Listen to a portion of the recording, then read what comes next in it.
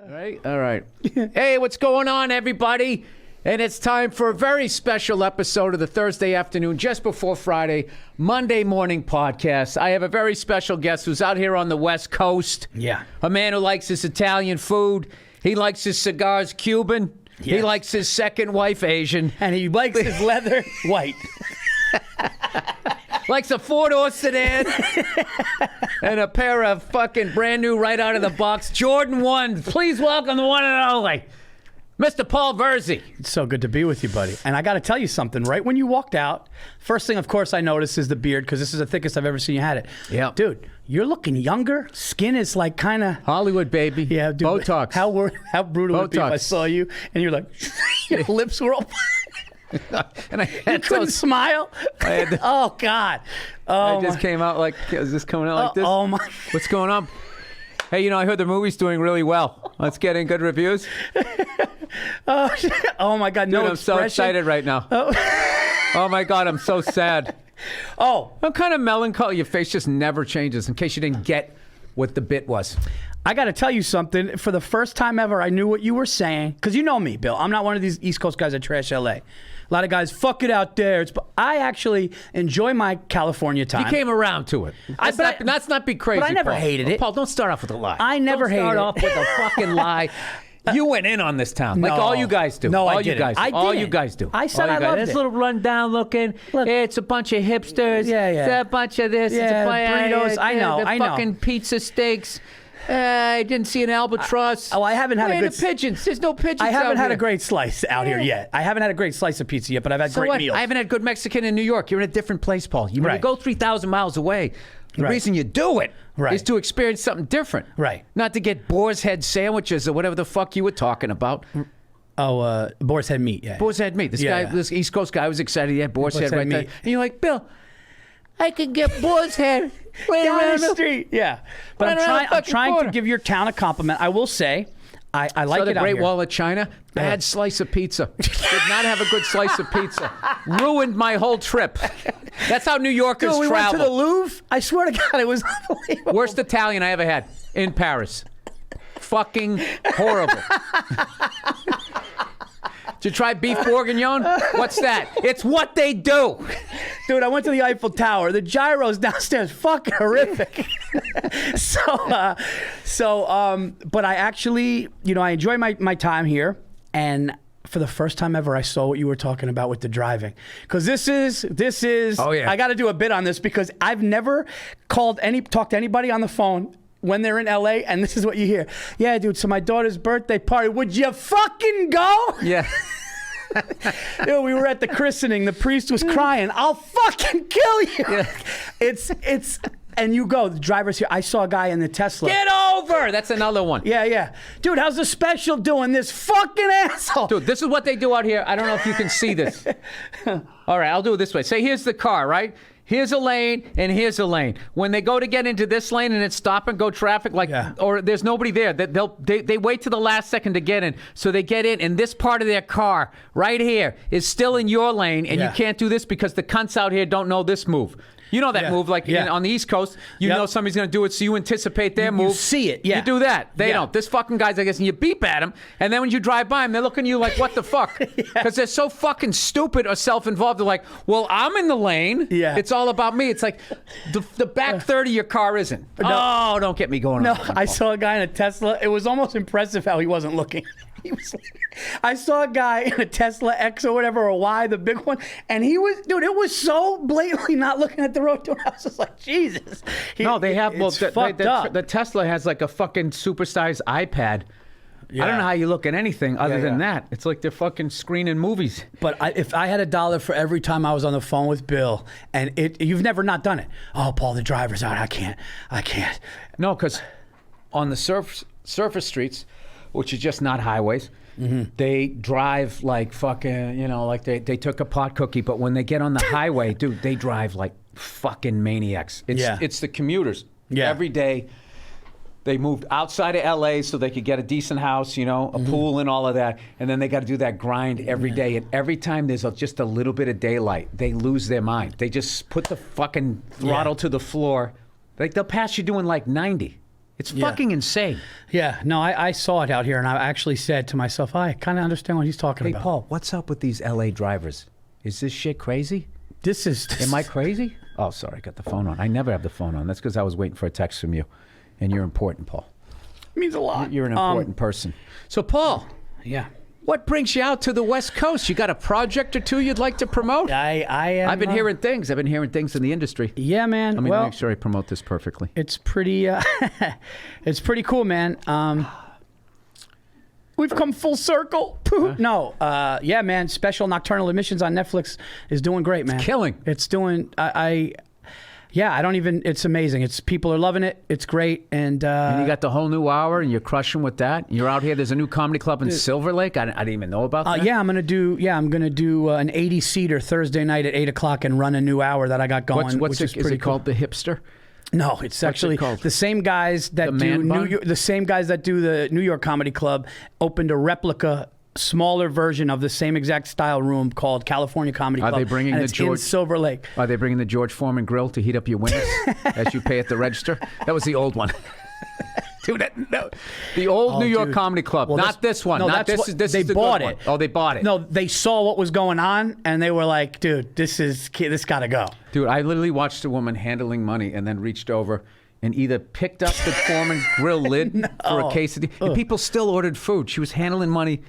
And I'm telling you, when I say it was sitting there like, you know, like when there's just a disheveled character in a movie with like a desk with like years of files on it. That's what that whole area looked like with the cash register in the middle of it. And it was funny, the stool was like too high for the register. You know, and their knees are like, you know, up here. It was a mess. Well, it was a mess. I remember hearing, dude, the new New York Comedy Club is great. And I go, I don't know, dude, I went there. That was and they go, no, you should. And he did a good job. So they opened one in Silver Lake, and they were like, hey, do you want to run it in front of 80 people? And I'm like, yeah, let's go. Let's have a good time. I remember Todd Berry making fun of the old one, the Foreman one, and they had repainted the thing. And he goes, how do you guys like the new paint they put here? Port Authority Men's Room Gray. Dude, it was like, oh my God, it was just overcast in the thing. It was just, they didn't have one picture on the wall.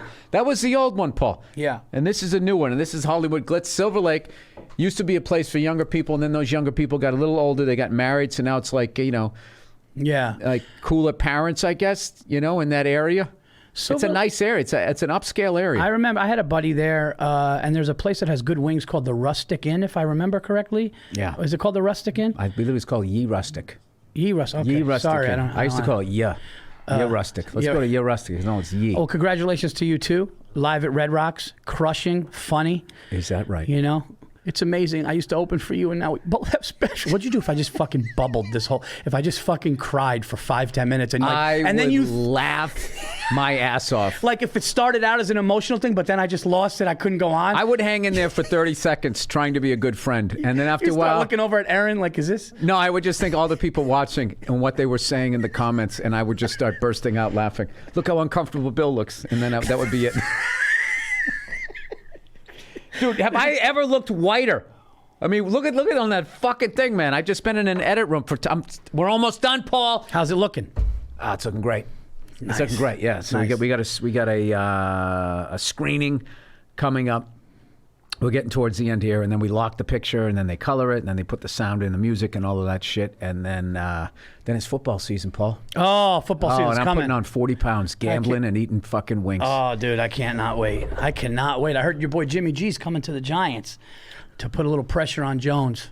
That's what I heard. Oh, that guy, the guy who fell down? Yeah, please. Guy's got wheels, though, but... He's got wheels? Yeah. The guy from Duke, right? Yeah. Yeah, guy from Duke, just out in the open, falling. I was rooting for him. That's up there with the white guy that dunked and held on too long and flipped. We know like the black guy that gets in the NFL, but he's like, you know, he's from like, you know, the worst part of the city. He just went through all this shit. It's this great like story, like one of those stories you see in the Olympics. Your quarterback is like the white guy version of that. You know, he went to Duke, Ivy League. His parents were rich. No one said he could make it to the NFL. He kept it real as a white guy. You know? His dad is a CEO of a Fortune 500. He committed a crime. His dad's money got him out of it. And then no one said he could make it to the NFL. And he did it. They saw his boat shoes. They're like, this kid can't play. Oh, shit, man. I'm rooting for that guy. You're rooting? Yeah. I'm rooting for that guy just because I don't, What's with New York comics? What's the deal with New York quarterbacks? They fucking run into people's asses. They trip over themselves. I mean, it's been. What happened to Joe Willie and fucking Y.A. Tittle? New York lost that. The Knicks lost it in the 70s. And yeah, but you had it back in the 90s. You just didn't win it, dude. The Knicks in the fucking 90s was amazing. Yeah, I guess Jordan kind of nixed that, really. I mean, it's like how many people would have had rings if Brady wasn't around? Yeah. Dude, he just got Andrew Jones. Not Andrew Jones, that's the guy from the Braves. Andrew Jones not even playing anymore, dude. That's hilarious. But he did play in Atlanta. He did play for Atlanta for a long time. Julio Jones. Julio Jones. He got Julio Jones. This is going to be like fucking 07 again when he had Randy Moss. Julio Jones a little past that, but I mean, it's great to have him. But he had to go negative. No, I don't want to burst your bubble, excited. but like I got excited and like Tom's going to be throwing to Julio Jones in you. Yeah, and it's all right. Did Edelman back? You have Edelman again? Who? No, Edelman's retired. Are you sure? I've been in a fucking cave for 3 months. What happened? I thought I heard something that they talked Edelman into going, but then I don't know. I don't know. You just don't bring up to a Patriots fan that maybe Edelman's coming back. I need a definite. I don't know. With Tom Brady, who knows who's coming back? Tom will talk. Oh, he's going to go to Tampa? Back. Yeah. Like there would be Edelman to Tampa is what I'm saying I heard. Or like they tried to talk to him and then I don't know if he Dude, this is like Tom Cruise when he left that fucking agency in that movie. And then everybody Who's coming with me? Who's coming with me? Who's coming with me? No, I don't know. He could have just said no. I heard rumors of that they tried to get Whatever you him. were trying to do, Paul, it worked. You made me upset. I haven't seen I you. heard Bill Belichick's going to Tampa. I heard he's going to retire for a week and then go to Tampa. You would be. I think Tom is just telling him all the money he's saving on fucking state taxes down there. Did you hear what Edelman said about Belichick? He goes, dude, I'm not even on that guy's team anymore. I'm scared of him. He goes, every time I see him now, he goes, are you going to keep doing impressions of me? Because he does an impression of him. And he goes, I mean, for fuck's sake, he said. He goes, I'm still scared of the guy. And he goes, I don't even play for him anymore. Oh, I got to hear his impression of him. Yeah, I guess he gets real low, like he does it. And I guess he did it on a sports show. And Belichick saw him and was like, are you going to fucking keep... And he said he fucked with him about it. And he goes, I'm still scared of the guy. And they all started laughing. He was talking to these ex-NFL wide receivers. And they all started laughing. They all started laughing about that. I can't wait for that. I'm hanging in there with my Red Sox, Paul. I'm hanging in there, dude. Nobody loves a last place team like you. It's called being a fan, Paul. It is. You love, like, hey, it's not over yet. It might not be over because you guys make runs like that with the Red Sox. Last year you made a run, I think. Well, Sale came back and then he immediately hurt his finger. Yeah, he got hurt. I'm worried about the Yanks because the Yanks are winning, but like when I've been paying attention. The Mets got us. You guys have been going like this lately. All of a sudden, the Dodgers have the best record in baseball. You guys have not been winning. You lost to the fucking Royals last night. Yeah, but we beat them. I'm not nitpicking. No, but we beat them 2 out of 3. Oh, did you? We beat them 2 out of 3. $200 million team. Of course you did. I mean, how much is your fucking? We have to spend that because of what you guys spend. Oh, sure. Blame the drug dealer for taking drugs. For what? For bringing drugs into the fucking neighborhood? Yeah. I love how your argument was you guys are drug dealers, like you're some sort of like misunderstood. I know. As soon as I said it, I go, this is probably not the right analogy. No, it's George Steinbrenner's legacy. I also think, I believe this, that because everybody plays that fantasy football and baseball and all that and acts like a GM and is always adding people to their fantasy teams, and it's been going on so long that pile-on teams and all that type of shit are just like nobody even like sees it anymore. Because I got a buddy of mine, Yankee fan. All my fucking friends are Yankee fans. And when that guy from the Senators came up, turned down like $340 million. The Nationals. Nationals, sorry, the Senators. Fucking Bill, I love it. The Senators. Bill's been Andrew fucking Jones. Bill's Senators. been fucking names up. The St. Louis Browns. They were the Washington Senators twice. They left the first time, they became the Rangers. The second time, they became the Twins. Mariano Rivera is the greatest relief pitcher of all time. He wasn't when I said it. You got that Manny Ramirez. No, Manny. I said Manny Rivera. Manny Rivera. I'm going, man, I don't know this guy. Yeah, that guy turned down $450 million to not play in Washington. My two favorite Yankees right now Matt Carpenter's got to be one of them. Oh, yeah. The guy who looks like the state trooper. I love that. Oh, dude. He looks like Ron Gidry. Dude, he's hitting bombs, too. And he goes up with no batting gloves. He's a fucking man, Paul. These guys come up, they got this on, they got the fucking this shit, they're hanging all over the plate. Yeah. Dude, that guy walks in like he just got done smoking a fucking Joe Camel, right? Won a bar fight. Do you see what his pregame thing is? No. His pregame thing is he has shorts on, just like just shorts, barefoot, shorts and a t-shirt. And he just walks around the outfield for a half hour, just looking around. Every game, he just looking around at the damage he's going to do. He just looks around, and then he comes. He looks like a guy at a picnic in a field, just looking around. And then he just goes in, and his face. And then who's your pitcher who literally looks like some dad they took in from the stands? Nestor Cortez. I love that guy.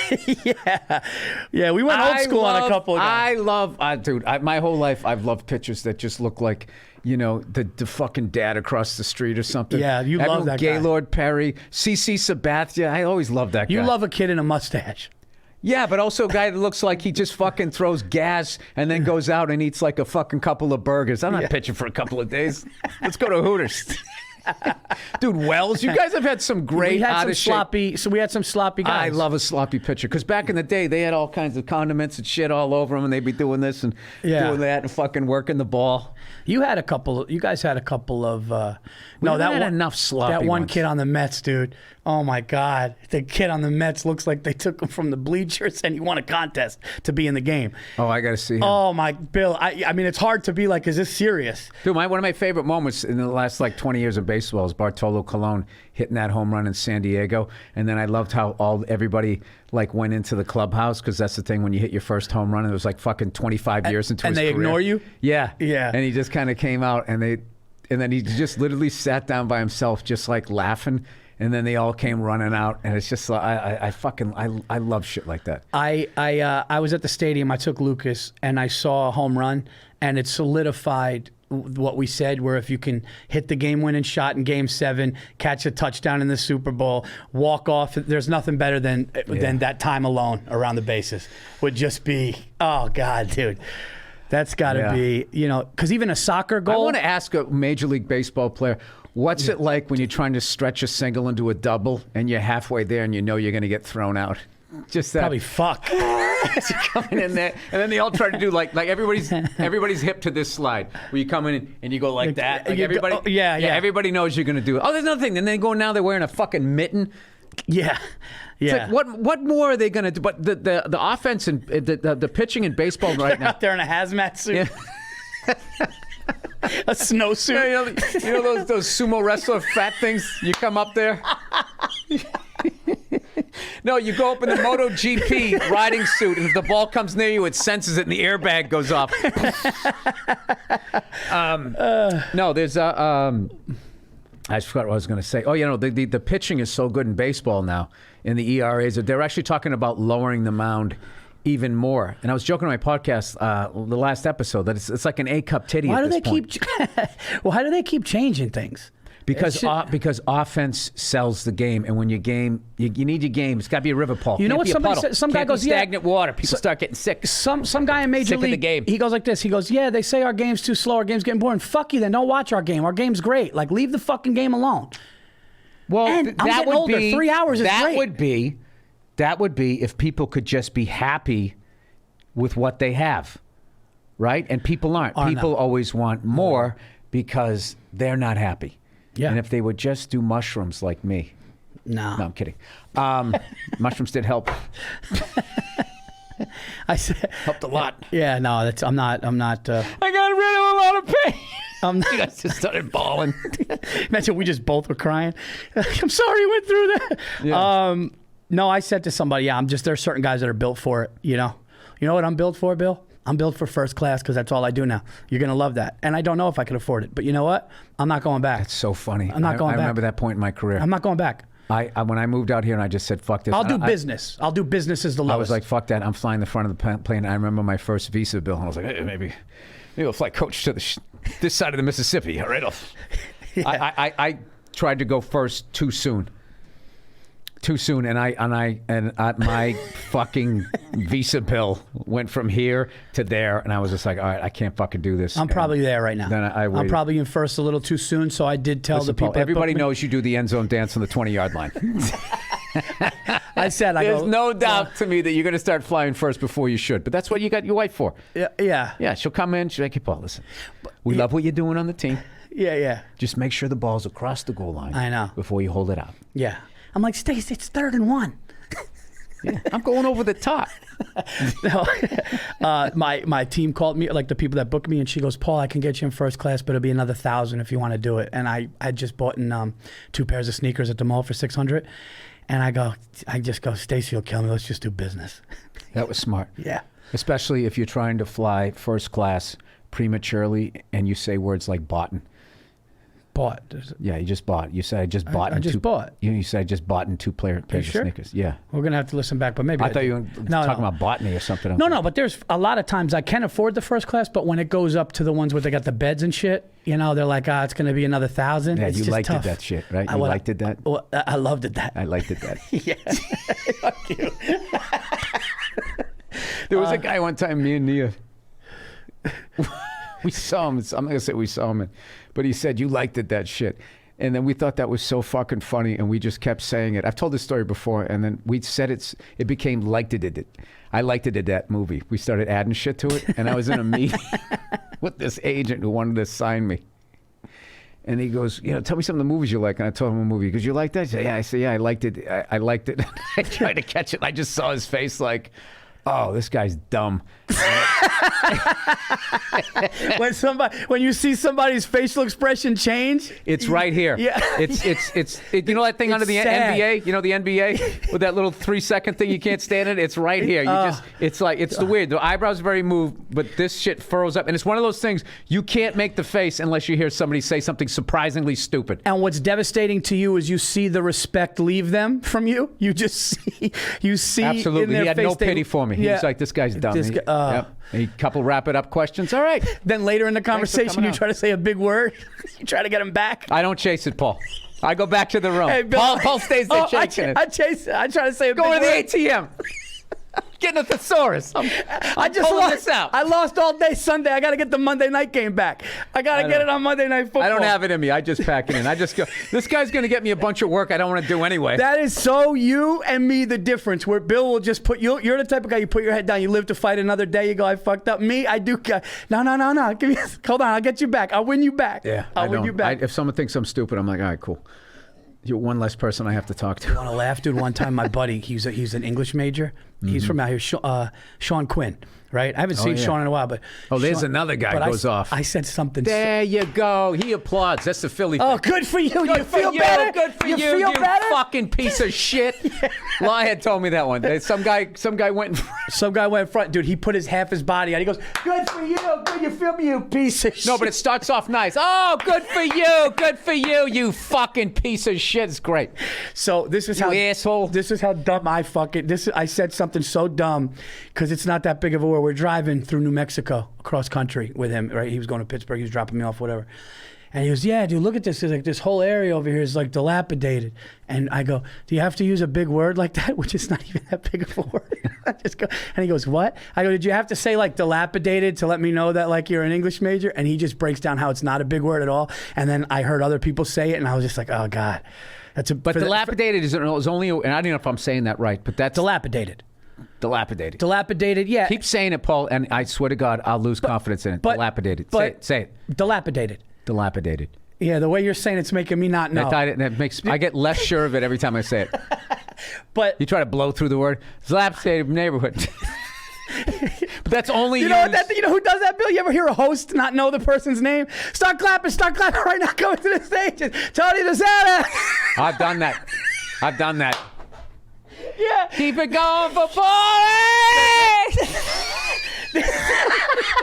You sound like you do the intro like you're driving by in a car. Like, guys, this guy, dude, he just did this. He's crushing it right now. Start clapping so you can. Yeah, because you're trying to remember the name.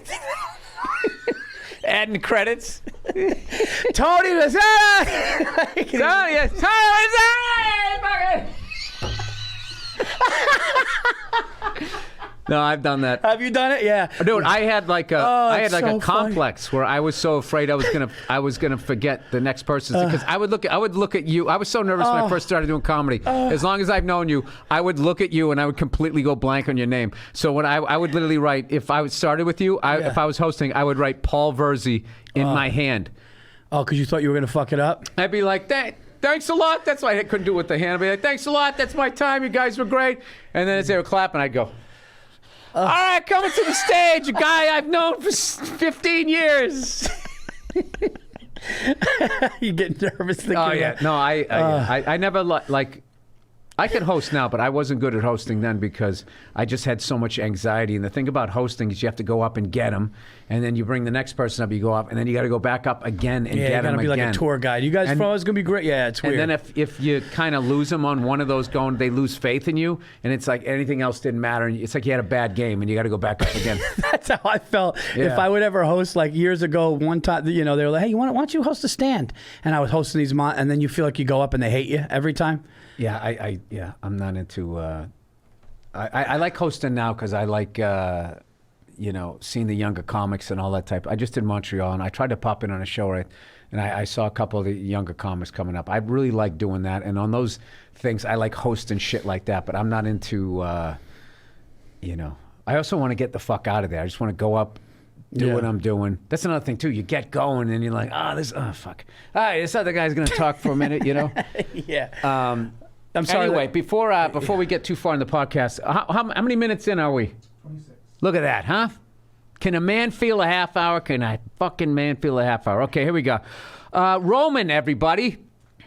When you're wearing a great outfit, everything just looks right, and your confidence is soaring. Paul, I don't need to tell you that, Paul. When your chain's out. Yeah. You're wearing... Yeah. Of course it is. Yeah, it's got to be. Of course it, Paul. You're fucking feeling... You're crushing on the podcast. Even if you didn't take it out, the chain knows to come out. I'll tell you who's fucking with your chain game, though. Who? Is old Dougie there in left field for the Red Sox. Alex Verdugo. Oh, okay. Dude, Alex Verdugo could save your family with the chain he has. He could literally pull a car out of a fucking ditch, what he has. Anyways, Roman, you can walk into a room knowing you're on an A game. If you know when you're on your A game. If you've been struggling with PE, the fuck is performance enhancement? What is PE? Roman can give you that same feeling in the bedroom.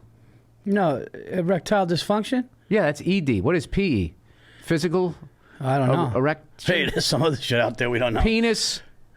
Enlargement? No, it's saying you're having a problem with it. We got to figure that out. PE was physical education when I was around. This guy's beating off. Hey, you got a wet noodle? Wet noodle almost just made me laugh. You got a wet noodle on a dry day? All right, fitness. Look, we all know that changes, fitness. Look, we all know that change doesn't happen without action. Whether you're looking for gains at the gym or a better experience in the bedroom. These guys are covering you. Premature ejaculation. Ah, fuck. How do we not know that? We're like the moron family on Family Feud. Premature ejaculation. When we come back. Oh, it's the Sullivan family with a chance to steal. Does premature ejaculation mean but it's before it happens, right? You come too quick. Oh, it's not the pre thing. You actually go. You actually come. Yeah, it's basically you're jizzing before she gets to where she has any sort of pleasure. Before a second button. You ever see like when somebody there's like a birthday and they come out with the cake and before they get to the table it falls on the floor? You're doing that with your dick. Happy birthday. Oh.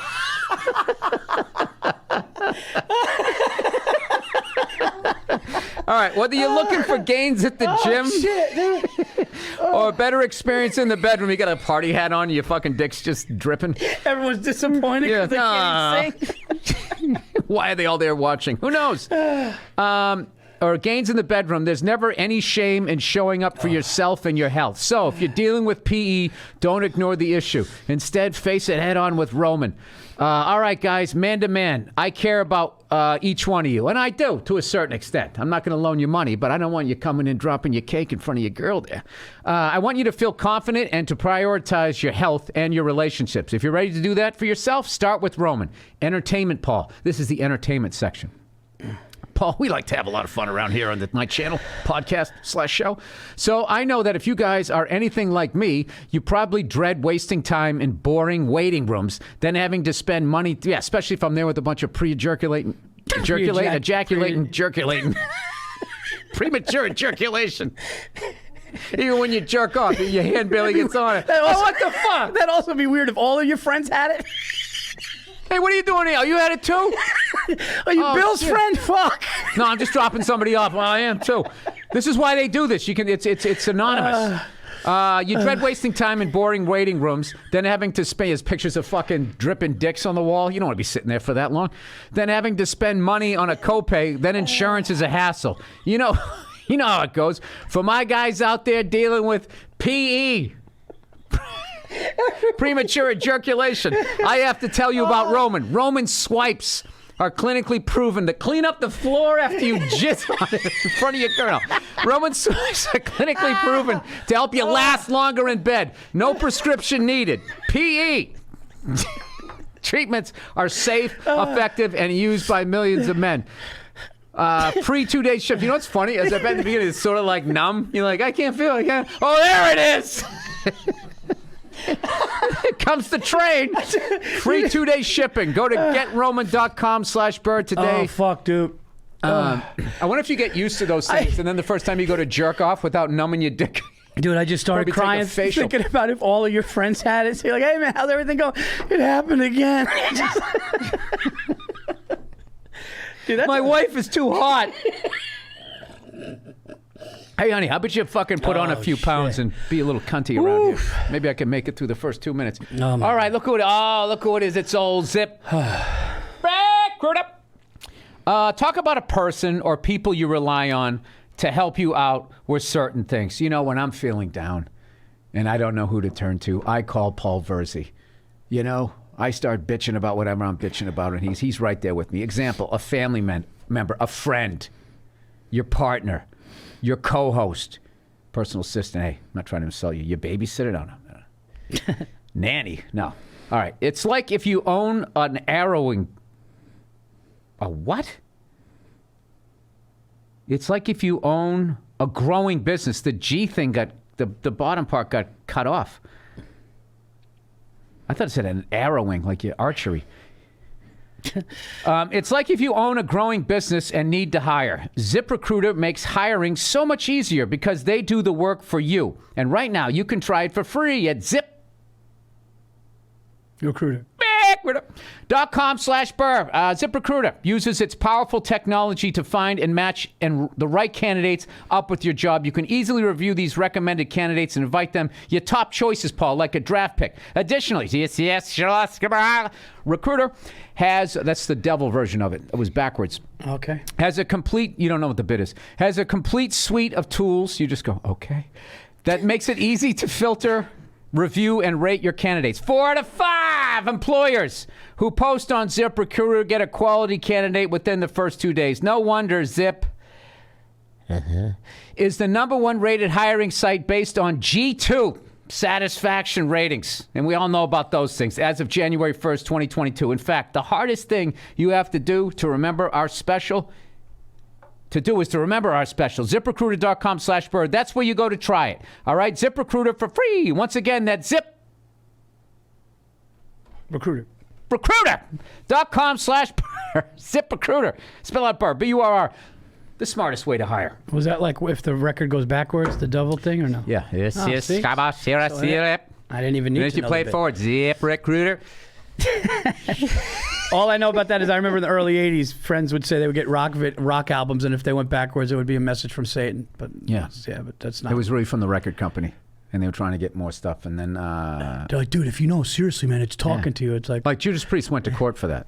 Really? Yeah, these kids did something fucked up, and then they tried to blame Judas Priest rather than, you know. I love your shirt, dude. By the way, anything better is coming back, everybody. People are asking. There goes it. No, we took a little time. It's coming back, and it's going to go. The dog days of summer. Oh, and NFL's coming. Bill, I had a Paul Virzi day today. Okay. Yeah, so I got the car. I'm in a rental. You know, and I'm driving around, and you get some donuts. I wanted to you start jerking off. You put the donuts on your dick. Premature ejaculation. Premature ejaculation. There's your frosting. Hey, when I see it glazed. No.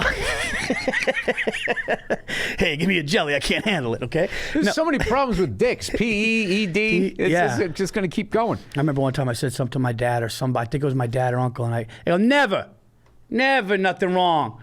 Like, it was almost like... A little too defensive.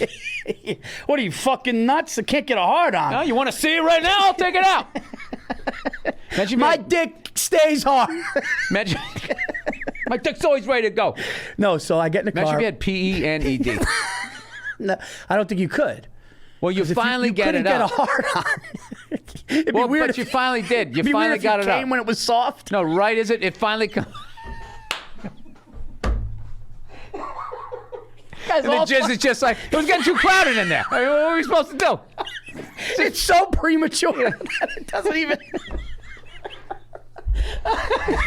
It happens on the train ride home. You just sit there reading those. Shit. Why did I wear sweatpants? We're doing cum jokes. So I get in the car. And I go, I got to see what sneaker stores have to offer out here. I tweeted, my last tweet right now, Los Angeles has the greatest sneakers in America. It's not even close. On my way here, I stopped.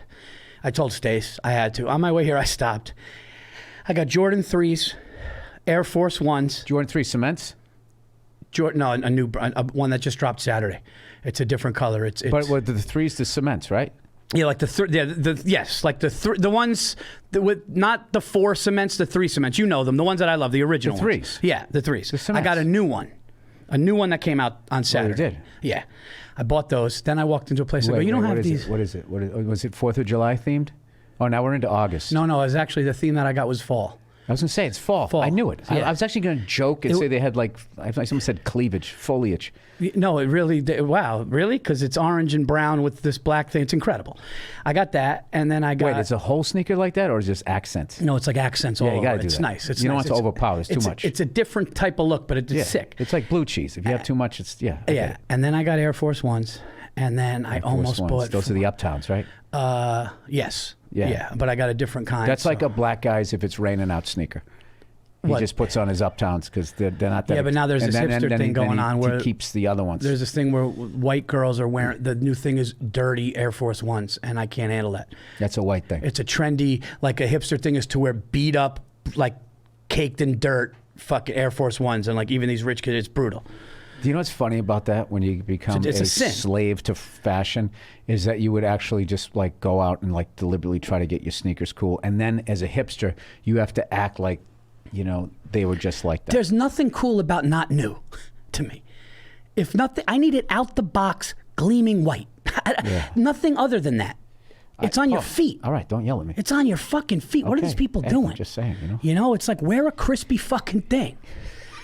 Have a little respect for yourself. Yeah, you're going out. It's like, what are you doing, dude? Put the chain out. Get that spray of cologne. Oh, you want to laugh? Lucas Give is yourself an at bat.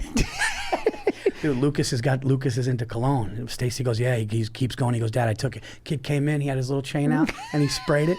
I swear to God, dude, he's in, dude. He's into cologne and shit. Amazing. The influence you have on your kids is as long as you're not an asshole. Yeah. You know, he's not out there backhanded women. No, I said this. I said this on stage the other night, and the place went nuts. And I said, look, if you're a father, and your kids don't love the sports teams you love, you're fucking up as a dad. And one guy he goes, that's right. He was like, it's like, yeah. And I said, I knew kids growing up that liked the Yanks, and the dad liked the other, or vice versa. Every time the dad was a dick. Every time I was like, oh, that's why, because this guy's not being a dad to this kid. Yeah.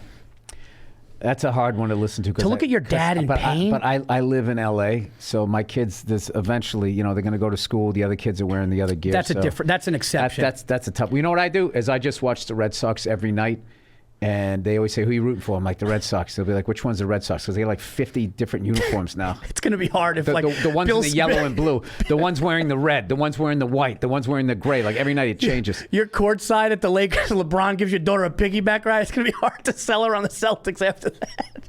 If he tried to do that, I'd hang on his leg like Van Gundy. This ain't happening. Holding on to Oakley? Yeah, this ain't happening. Fuck that. That's great, man. No, I my son is like, and daughter like totally love my old truck.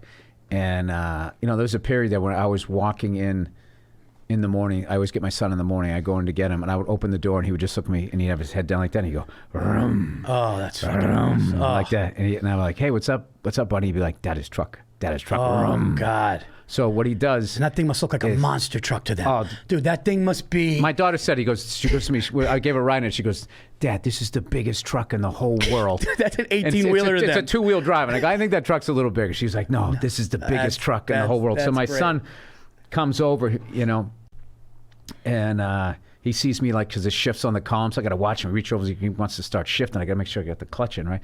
But he comes over, and like he sees me, like when I would like step on the gas, because I just sit in the driveway with it. I can't drive with him. It's just can't put a baby seat because it's only it's a regular cab. So I just was sitting there going rum rum, and I would look at him. He would just go like that. And he'd look at me and he'd smile. Oh, he loved it. So now what he does is he stands up. And it's 3 on the tree, so reverse is closest to you and up, so I have to put it in reverse so his head can get by there. And he's got a lead. What's that mean, 3 in the tree? What's that? You shift on the, by the time I came around, it was down here. Right, but I remember my mom had that one where it was column. this. Yeah, okay. So it was on the columns. It was 3 in the tree, 4 on the floor. Everything fucking rhymed back then. So, that was what cool was before the internet. So he comes over and he steps on the gas, and he always just goes like, wow! And I always think it's going to scare him, and he looks at me. I go, all right, buddy, just go a little easier. So I literally have to put my foot underneath the accelerator, so when he steps on it, I can kind of put like a governor on it. Yeah, so he doesn't, use up like 10 gallons of gas. Dude, that'll be their truck one day if you keep it. Yeah. Oh, no, it is. So I'm going to, but what made me think of that was you're saying, like, I like new shit. Yeah. Like, my car, I've had my car now coming up on 6 years, and what's great is the driver's seat is all like broken in, got like the creases and the cracks in it, and then everything else is pretty much, especially the back seat. You never talk about that car anymore to me. Why not? I don't know. What do you mean? I've never heard you. I hear about the truck, but I never hear about Paul. I love that car. I love that car. You love the Jag? Take it back. What did I say? Don't buy anything. Good color too. You got a good color. Yeah, you got to do it. I saw something today. Me and Themlis. Shout out to Andrew Themlis. I saw something today. It was brutal. It was a beautiful, big, brand new 2022. What's the boxy Mercedes truck? What's the one? Oh, the one that looks like a toaster. Yeah, but this one is like that on. Is it a new one? This one is like that on steroids, and it was like sand color cream. It was beautiful, and then I looked inside, and it fucking was red. It's a sin. If the white would have popped, imagine that if you opened up, it was white. That's what I thought you were going to say it was. No. I'll tell you who's killing it with the colors. Red? You can't have red. Toyota trucks. You see the desert sand they have? With the black? Yeah. Fucking sick. And the green they have is great. A lot of the Japanese cars right now are crushing it, and I'm hoping that they sell well. Anti-American thing to say, but I hope they do so these other guys start, opening up the colors, dude. Everything's black, white, gray, and this bullshit where you go out and get a wrap, which is, that's just... Dude, I'm going almost... Color of that wallet is my dream. So I want a little darker than that, like a chocolate brown. Right. Like a dark chocolate brown, white inside. That's the dream for me. That's the dream. Dark chocolate brown. Hilarious. Yeah. The first time it fucking rains and you're standing outside like a fucking homeless person, I cannot get in that car. Dude, I take the Lexus to the wash every 3 days. Stacy goes, "What are you doing? They just detailed it." I go, "Nah, you're good to the car. The car's good to you." She goes, "Paul, it's immaculate in there." I go, rains. Yeah. No, that's what you want. No, my car. Dude, I got this guy I watch on YouTube where he finds these barn finds and he buys them. Yeah. And these old cars, and then him and his team go into. They literally have like those masks that have like, so you don't breathe, because there's usually a lot of them. They'll have like lead paint if they're going to polish it, and then there's all kinds of like fucking like mice and rat nests and shit, and they've pissed and shit everywhere, and you just look at the car going like, you need to just burn that thing, and this guy just fucking, dude, Bring it back? Oh my God, dude, it's insane. Like, there's 2 things that I've been watching that guy's channel. I wish I could give him a shout out. Maybe we'll put a link up. I watched that, and I watched people power washing driveways. I'm totally into it. Yeah, I'm obsessed with looking at tires that shine. I love seeing a clean tire. Isn't that weird? Yeah. Yeah, there's just certain things. No, we're basically 2 married guys who have kids, and we've just kind of left the universe, and we're gravitating towards the weird things that we're into. Yeah, no, I'm looking at roofs and shit. I'm listening to Indian music now. Are you? Fucking loving it. Are you? Dude, I found these two guys just crushed it. Well, I found this drummer who was just, this woman was just fucking like, just her whole attitude and like how they learn how to play drums over there is they're not counting. Like over here, they're like, 1 and 2 and 3, 1 and a 2. They sing rhythms and they make you sing it first, and then you kind of learn how to play. So you're playing from here and you're feeling it instead of being from here. And I swear to God, I've been listening to enough drummers that I can kind of, like with that Sicilian Virzi thing that you have, they can be like, this guy's a selfish prick. Yeah. I can kind of tell sometimes when somebody is like, I'm starting to be able to do that. Like if I listen to somebody, where they're playing from. Wow. If they're playing from like what region? Like regional? No. I mean like if somebody just did something that inspired an idea and they're able to just do it. Or if they were just like, it's this time of the show and I'm playing this on the guitar, I'm playing this on drums, and I do this every fucking night. Or I knew I was going to do this 4 hours before. It's the weirdest thing. Wow. Yeah, you know what I mean? Weird. That's no, cool, but you though. kind of can watch comics too, where you can see sometimes when they fuck with the crowd, you can kind of tell like he said that line before.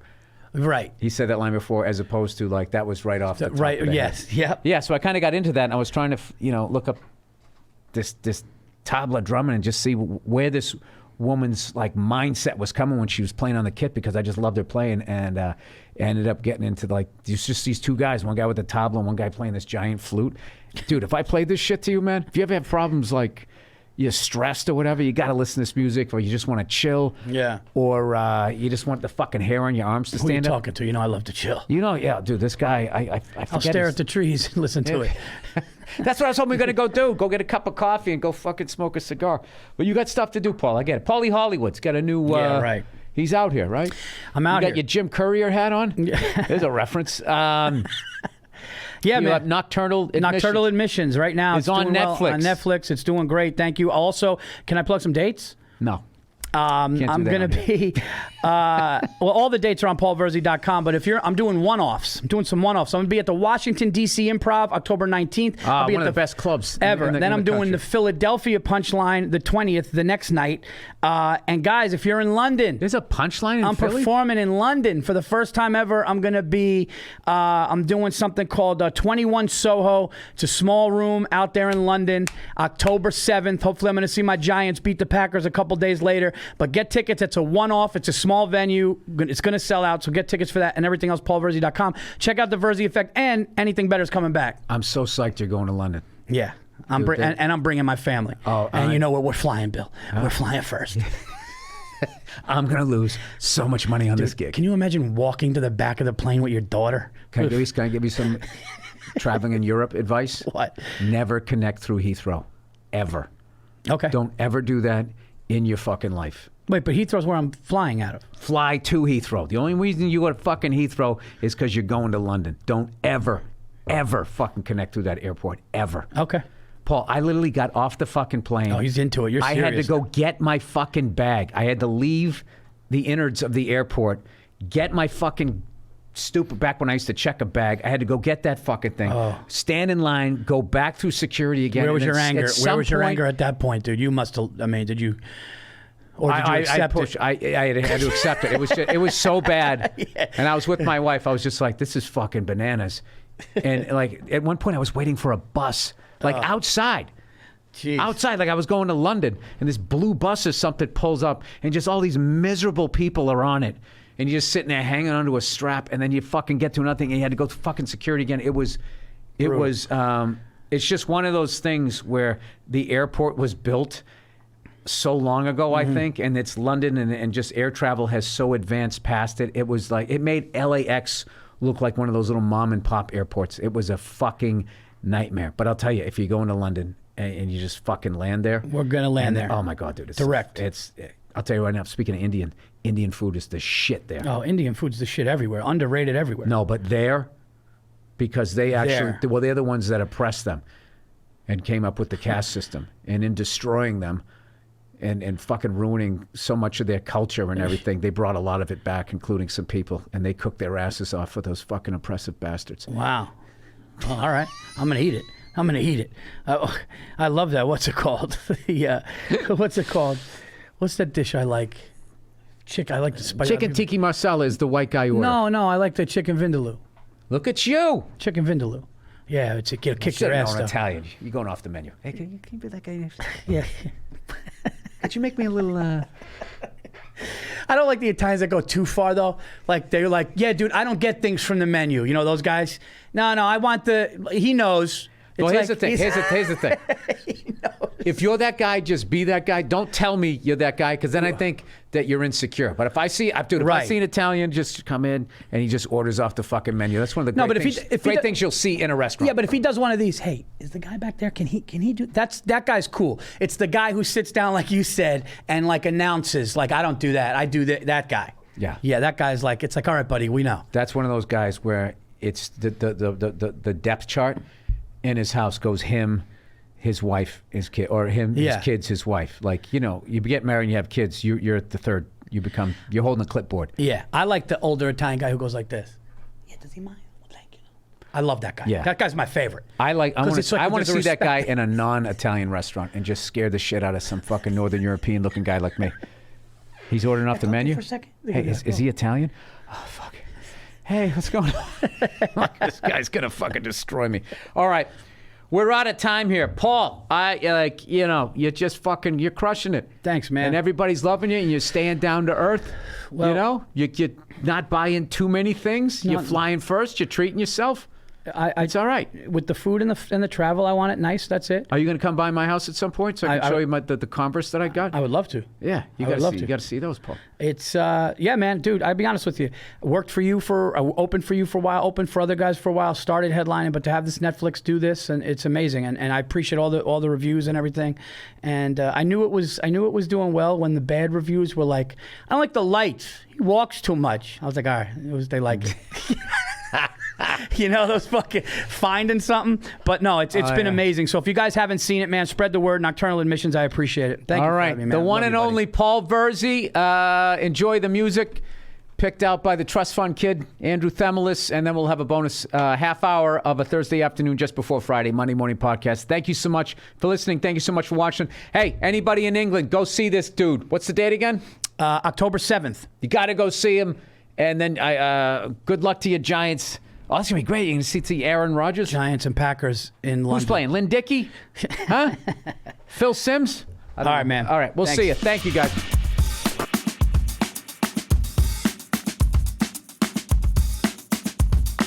All right, hey, what's going on? It's Bill Burr, and this is once again time for a very special Monday morning podcast. You get an extra one this week.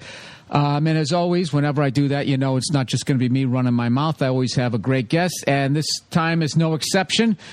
Please welcome the multi-talented, the multi-business owning from Entourage, Jerry Ferrara, man.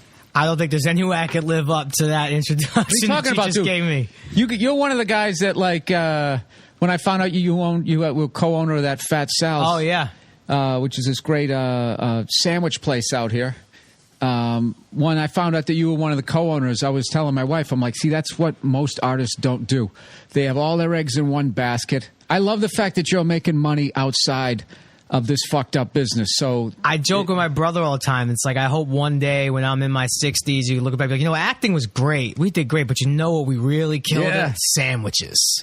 That's you know why? You know why I ate there? I ate there because of your slogan.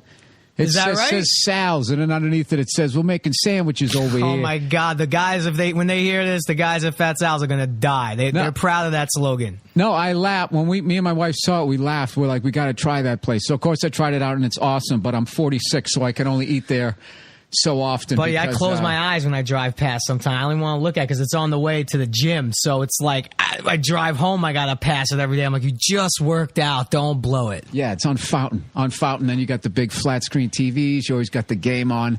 It's unreal. It's like for someone like me, that's literally a moth going to the light. But the reason you're here is you have a new podcast coming out called Bad for Business. Yeah, it's 3 weeks old, and it's bad for business because I really don't know what the hell I'm doing.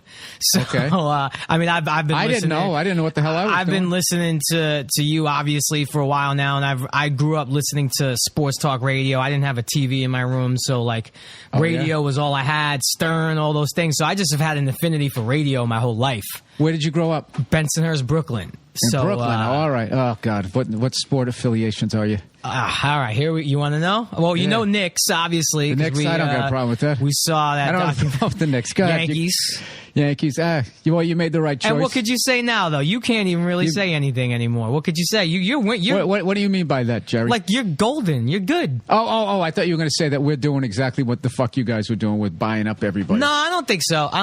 Yankees, no, Giants. We did in 07. And look, the minute 07 was a disgrace. The minute we gave Jacoby Ellsbury money, to me, it's over. The rivalry's over. The minute it started with Damon a little bit, like that was the Yankees signed Damon. It kind of ruined the whole thing. They always go your way, though. They never come our way. They always, all throughout my life, all the way back to guys like Bob Watson. There was always just guys we let go, and you guys always signed them. But I don't ever remember anybody. Even like an old Lou Piniella. We never got anybody. You never got the old Lou Piniella, or even like Mike Pagliarulo. Even like a Rick Cerrone, who was really an Indian, like coming our way. It always seems like they always end up, You might have got one guy, Andy Hawkins, who I remember, the only Yankee. I remember he used to buy the helmets. Carvel used to give an ice cream scoop in the little mini batting helmets. I remember that, yeah. And I used to watch Yankee games, and I'd write on the sticker, and I'd put the stats of the game on the back of a sticker. I still have this one helmet. Andy Hawkins threw a no-hitter and lost to the Chicago White Sox. 5 errors, 4 walks. They lost 3-0. He threw a no-hitter. You were at that game? No, I wasn't. I was watching with my little Carvel. I think it was on the road against the White Sox, and I think Hawkins ended up being a Red Sox for like a half a season out of the bullpen. That sounds like the kind of guy that we'd sign. He throws a no-hitter and he loses. At least back then we did. But I don't know. We're playing off. I got to tell you, the Johnny Damon one, that was brutal. And even though I know he was Kansas City, and then he was in Oakland, and then we got him. So I understood. There was just something about like we finally beat you guys, and that he was such like the poster child of our team. And then just to watch him go get a shave and a haircut, like and get another ring, like he was going over his parents' house. He went corporate almost. It's like this wild child who had one of the better beards and hair on the Red Sox. Like he had his beard was phenomenal, right? And he had like 7 RBIs in that game 7. He hit the Grand Slam. Yeah, he had like 7 ribbies. So yeah, that ruined it for me. Like that really hurt the Red Sox-Yankee rivalry. Like my fondest memory, the ending would be like Pedro Martinez throwing Don Zimmer on the ground.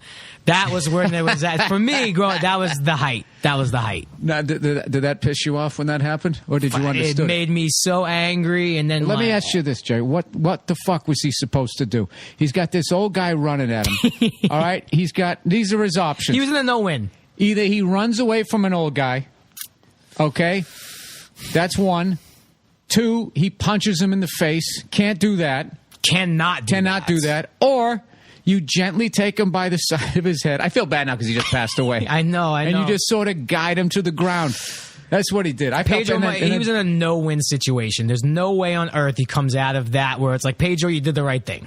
He had no shot. He was the minute Zimmer planted his feet and charged, Pedro Martinez was in trouble. Still was not a good moment. So then football, where are you going in football? Giants. Congratulations. Giants. I remember the greatest day of my life was when the Giants beat the Niners in the NFC Championship game. The Leonard Marshall sack knocked Montana out. Giants winning a almost field ended goal. His career. Almost ended his career. And then my uncle took me to see Home Alone in the movie theater. Greatest day of my childhood. Do you know Paul Virzi? You got to meet him. You guys, I know that he opens for me a lot. Is that what it is? I definitely know him. You're like Paul Virzi with hair. I just did that for him if he's listening. You know what's funny? Like back in the day when Entourage was first coming out, for people who don't know Jerry by name, he played Turtle on Entourage. Do you know I actually auditioned for that? Did you for Turtle? That's how wide the casting net was before they were throwing darts. Yeah, no, and they got you. It totally made sense, but yeah, I was, not like I'm good now, but I was really bad at auditioning back then, and it was a memorable, awful one. I can't remember if because it was so bad or because the show went on to be a hit. So there was like the first season and a half, I'm watching it going like, God, every time they'd say your character's name, like I would just sort of think about that bad audition going, oh, son of a bitch. I haven't been back. I have not been back since. But what's the deal with that, man? I got information here that maybe there's going to be a movie. No, we just wrapped the movie a month ago. We actually had to postpone shooting. Kevin Connolly, one of the guys who plays Eric on the show, broke his leg while we were shooting. Doing what? I was kind of a part of it. I've actually now told the story a few times, but it was a party scene at the beach, and we had a cameo from Russell Wilson. So, and I knew this was going to happen. They wanted to do a little montage of us, playing a little tackle football on the beach. Oh, no. And I begged. I said, let's figure out what we're going to do. Let's block it out a little bit. Worst thing to do to two competitive, below average athletically guys is he competitive? To say, oh yeah, him and I, is to say, hey, let's just turn the camera on and see what happens. And sure enough, I go out, he drills me, he goes out, I tackle on like the third play. It was actually the most harmless one of it all. I wrapped him up. He tried to dive and extend the ball over the goal line, and just his leg broke in two places.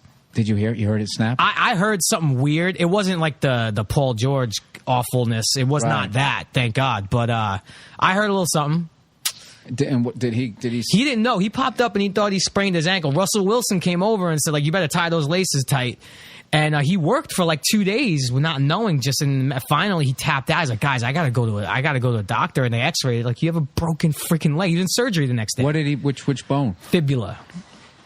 Jesus Christ. Surgery, screws, and everything. So we had to shut down for a month. But the movie's done, and I actually just saw an early cut of it yesterday, and it's actually good.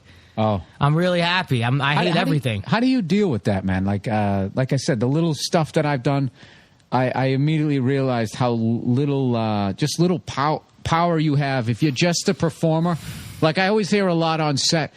It feels like it's going good, and then there's always that, yeah, man, I hope this thing comes together, because you have no idea when you're doing it. Nope. I think more like the director and the people who edit it, they have an idea of the direction it's going in, but I feel like if you're just acting on it, you're kind of in this vacuum where you're performing with the other people and just hoping you're giving them what they need. I got a few things to say about that. One, I think it's like a game of opposites. Anytime I've been on a set, or even whether it was an episode of Entourage or even a movie set or whatever it is, when everyone's like, God, this is great. This feels great, right? Everyone's killing it. This is what Bill's killing it. Jerry's killing it. And then you watch it and it's kind of, eh. And then I've been on set when there's been times I don't want to have any idea if this shit's working. This is the weirdest shit we've ever done. I'm crossing fingers, and you watch it, and it's it's great. So you're not supposed to know. I don't think. That's kind of like in stand-up. The amount of times. Is that right? Well, a lot of times you feel like you're bombing, and you get off stage God, that sucks, and then your buddy's out in the crowd going, dude, people they were dying laughing. Just some nights you just can't you can't hear it. But in acting, I have I have total respect for any working actor, because that just seems like the hardest. I don't know how you guys get to a point, how you get altitude in that career, because it's so fucking competitive. Whereas a comedian, is difficult as starting out is once you build a following. Say whatever, I went to an improv and I sold some tickets. I don't have to re-audition. No, that's it. At the next club. It's okay, this guy sells tickets. So then you move up to this next level, and just provided you keep getting better. You have this thing, and now you have this thing. I go through periods without getting any acting work, but I don't have to go back to waiting tables and all that type of stuff. Did you go through did you have any get something really big early and then that awful flat line for a while? My story is interesting, and I'll give you the quickest version possible. But how sick are you telling this? No, story? I'm really honestly not many. Everyone, no, a lot of people think that I kind of just showed up out here like some meathead from Brooklyn and got cast in Entourage right away. It was 4 or 5 years. Now look, that's a short amount of time in the grand scheme, but to me, young and competitive, it felt like an eternity. And I lived in this in Burbank for 10 years. I worked at every restaurant. How old were you when you came out? 19. I came out here. I did 3 episodes of King of Queens. I'm I'm staying, and I never left. So you were smart enough not to go to college. I did my 6 months at College of Staten Island, a very nice community college back on the CSI. We say don't have big student loans. College either. of Stupid Italians, we used to say it stood for. Every kid who couldn't get into college went there. And now the schools, it's actually a great community college. I shouldn't really talk shit, but I didn't have any great success. I would get an acting job that would maybe last a month. I'd make like $7,000-8,000, which to me was $1 million. Oh yeah. And I'd quit whatever restaurant I work. I'd live off that for as long as I can, and then I just would go months without an acting job, and I'd go beg for my waitering job back. And that was my cycle for quite a while. But even then, even though 5 years is quick to it's pretty make quick, it, yeah. but to go through that for 5 years. I mean, this town, like, you know, they talk about New York. If I can make it there, I can make it anywhere. Personally, this town for me is just way more like it's brutal. Bleak, yeah, and brutal. I always feel like New York. There's an excitement to that city.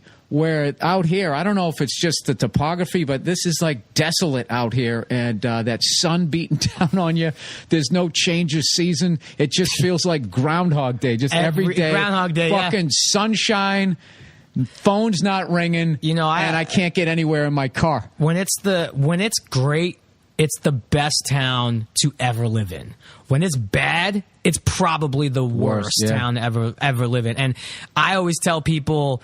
I always get not offended, but like I've had a couple of people in the last whatever year or two be like, "What's like the easiest way? Like how do you get into acting? Like what's the easiest way?" And I'm like, "The easiest way? That's how you're gonna pose the question. There is no easy way, and it's designed to make you quit. The whole system is designed to make you say, "I can't do this anymore. I'm going home." It's made to make you say that. Well, let me ask you this: being also in a transplant from the East Coast, do you miss the East Coast? Do you see yourself ever going back, or are you kind of settling in out here? I've had a couple of different trajectories with this. In the beginning, I hated LA. You know, meathead from Brooklyn. My accent was 10 times worse than it is now. Then I guess as I got a little successful too, I got the whole good side of the town. The weather's great. I grew to love it. Food's unbelievable. It's great. You and I sitting here, I'm drinking an iced coffee. It's great. It's great. It's great. Recently, though, and within the last year, I've kind of gotten to the place where I'm going to be 35 soon. You know, my family's all still back there. My nieces and nephews are growing up now. They're like, 6 years old. They're starting to get that age where I could do stuff with them. I'm saying maybe I don't need to be here 11 months a year. Maybe it's 9, and maybe I go to New York for 2 months. I'm starting to get to that point. Maybe I go spend some more quality time elsewhere. Maybe I don't need to. I'm built up enough where, look, if I really blow it at this point, I'm going to have a serious problem must have happened. Right. So maybe I go spend some time somewhere else. I'm at that point now. It's recent. See, I'm always jealous. It's weird. I'm jealous of you New York guys because you can go back to your hometown and it's still a big industry town. You can't? Come on, give me a little. No, I would go back to the suburbs of Boston. Now I know that they shoot some stuff up there, but it's just like if I went back there, like you know what I really miss most about living in Massachusetts is just going to a sporting event where I'm not in enemy territory. It's like I left in 95. I was in New York through the height of the Curse of the Babe, all of that. That was a bad run for you. Yeah. It was all of that and Aaron Boone. Aaron Boone never took hold because the very next year, like Aaron Boone it definitely would have been worse than Bucky Dent had the next year not happened. Right. But what happened was they just sort of tore the Band-Aid off. Like, oh my God, that sucked. Damn, we won it. Thank God. But where the Bucky Dent, the Bill Buckner thing, it just kept like I remember like I had a warehouse job. And it was like 2.5 years after the game. And just one day in the middle of the summer, I was just shaking my head. And my boss was, well, what's the matter? Like, he thought the count was off when I unloaded this truck. I was just like, dude, I still can't believe we fucking lost that series. And he laughed. The ultimate delayed reaction. He laughed. No, I had the reaction and all that, but just like years later, you were just thinking about it. It was just so, like, I mean, I imagine as much as 04 would suck for a Yankee fan, because of all that other success you've had, and then you won one afterwards, it's bad, but it's not as like take like, I guess, I don't know, Cleveland fans or something like that, where it's just like there's just no light. There's been no light. That's bleak. That's bleak. But now there's not light, but at least there's a glimmer of light has poked through at LeBron and maybe Johnny Manziel. But yeah, that's huge. I'm hoping he's going to be good. I'm on board. I think it's great. It's the new era, and there's some dinosaurs that are going to hate on him for a while. I think there's nothing. But what wrong about with his size and all those guys who run around? First of all, nobody's going going to be faster or more elusive at the quarterback position than Mike Vick. So if he can get caught, he can get hurt. That's the only thing that I would worry about. But I'm actually a Browns fan.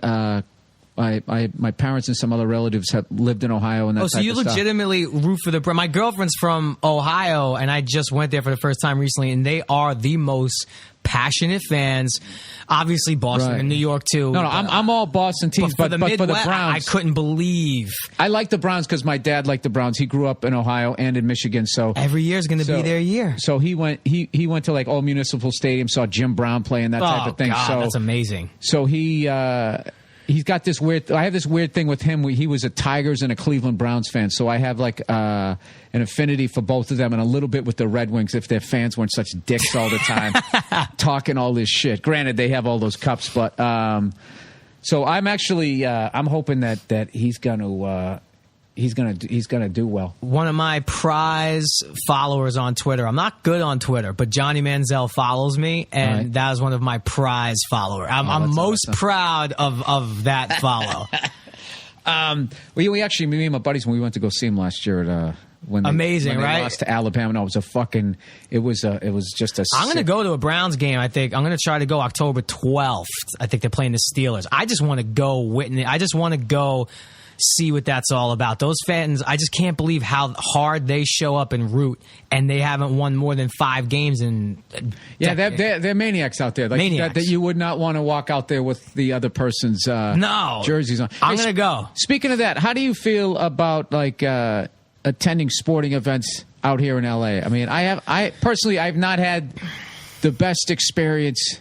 Unless you show up wearing their shit, which I'm never going to do. I dress like a plainclothes cop when I go to the game. Same here. But like they just take it way too fucking serious out here. Where there's always a little bit of that.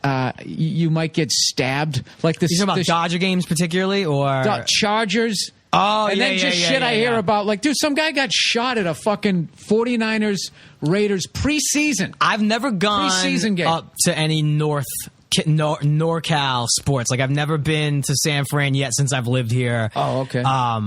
I've never been to Oakland. I need to go. I want to go experience it. They're storied franchises. They have great fans. Yeah, but you're not going to the black hole watching a Raider game wearing the Charger jersey. No, I would not. I wouldn't do that. I wouldn't do that. Although, like, I think the Raider fans took a turn for the worse when they started dressing up like characters. Back in the day, the crowd, wrestling characters. Yeah, the crowd. They all looked like they were in a biker gang, and they were like legitimately scary. But now it's like I'm not saying like there's a lot of people in that stadium could fuck you up, but you got that around the league.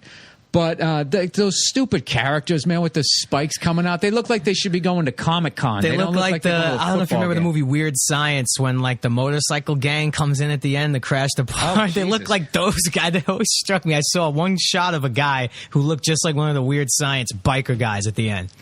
Jesus Christ, dude! You just took me. I know. I went back. I'm sorry. I've been watching a lot of old movies. But speaking of movies. Dude, you're in like insane shape right now, and obviously I asked you when you came in. The second you walked in, I had written down here that you just signed on to play 2-time world champ Arturo Gatti in an untitled biopic, which I'm so psyched that they're making this. Executive produced by Mark Wahlberg. And the second you came in, I was like, "Are you already shooting the movie? You're just training at this point." I'm training now, and I'm kind of getting ready. I'm not in the full swing yet. Like we're actually going to go have a training camp. I'm going to go up to Big Bear and do that whole like 24/7 thing. No women, you're gonna get shredded. I'm going to do my best. I personally don't. There's only a level of shred I can get. Like there's don't you have like that midriff region that I'm Italian from, and also I was 205 pounds. We may have to CGI some shit with that. I don't know, but yeah. Wait, you were how tall are you? 5'7" if I have on good shoes. And you were 205. 204. And what is the weight when you went to the doctor? What? When you went to the doctor when you were 205 and he said, "Listen, Jerry, I love the show. I'm not trying to be a dick, but you need to get down to what were you supposed to be?" Am I like the normal for my height? Yeah. The normal for my height's 150. I thought that would be in what, the 1950s? For 5'6 and a half, he was like 150, 155. You'll be normal, and that's actually exactly how it happened. I went to take a physical to go do a movie. It's like the Hollywood physical. They make sure you're not dying. They literally make sure your heart is beating and that you don't have any weird outward things. They do the blood pressure thing. They look in your ear. Like my mom could do that physical for me if she had to. And the guy, he was being real thorough. I'm like, this guy's looking for something to like fail me. And he put me on the scale, and I just turned 30. It was like a week after my 30th birthday. Right. And, the doctor wasn't trying to scare me. He's just like, look, you're not in any physical threatening, life-altering thing. You're young still, but you know what? As you get closer to 40, if you go on this path, you're going to be faced with some problems. So start now. It's way easier now than when you're going to be 39. Oh no, to do trust me, dude. Trust me. And I just started, and it's been 4. I'm 30. I'm going to be 35 now, and I'm at 151. I'm in that range of, I guess, the proper weight for my short ass. Congratulations, dude. That's all. And how long did it take you to drop all that? It's just nonsense. It's still going on. It's just been years. So, so you're doing it the right way. You're gradually. Did you do it more diet or working out or both? Both. But I mean, at the time, I was smoking cigarettes. Still, I was smoking pot. Still, I quit all that. Dude. Yeah. And that shit. By the way, I'm 46. Right around 40, man. I'm telling you, like, there's this weird thing where at 40, if you figured you started being a knucklehead around 18, 19, there's that tipping point where for more of your life, you were being a moron than running around and riding your bicycle as a kid. Yeah. And all of that shit, I'm telling you, it starts like the weight just fucking takes you down. And like all of a sudden, just some of the conversations I'm having with some of my friends is just, it's what we're... I mean, unfortunately, I never let it get too out of control. I'm about $170 now. The worst I ever did, I went about 20 pounds. And, dude, it was all road fucking... Wait, you were up to 190 at one point? Yeah, I was closing on 190. And this comic, Keith Robinson, I'm not going to say the comic's name that he called me, but he was a redhead who was fat, and he called me him that day. And it was funny as hell, but it really stung me. And I was like, all right, I got to go. Because one of the running jokes on this podcast is that I think fat shaming works if you're... I'm not trying to get in trouble making comment on any bullshit, but it's just like I do that to myself. Like I'll be looking in the mirror when I go, look what you did, you piece of shit. And I just said, nobody should love you, just fucking. It gets me like, I just have an unacceptable weight. Like I'm not fucking going past this, buddy. I have a photo album in my phone. That's like my workout photo album. It's all old photos. Right. That really, if I look at it, and it's not even because I want to look a certain way, because it's going to be what it is, bro. I'm not a pretty boy. I'm not a particularly handsome guy. What are you talking about? It is with what your it full is. head of hair. Go fuck yourself. But you look great. I look at those 205 things, and that's where I'm like, that shit. I don't want to go to the gym after this. Now, were you out of shape as a kid, or did that just happen in your adult life? I always genetically, we always had like meat on our bones, and we're short guys, even my brother too. But like I played every single sport. There was not a day that went by in my youth up until I moved out here that I didn't do something that day sports wise. You know what's hilarious? You're probably the only guy who ever moved out to L.A. in show business and put on weight. That's fun, unless you did it for a role. Craft service got me. I went probably from 21 to almost 30 where I did not do shit. Except fucking... I worked and I smoked and I ate. Yeah. That's all I did. So when you... how old were you when you booked Entourage?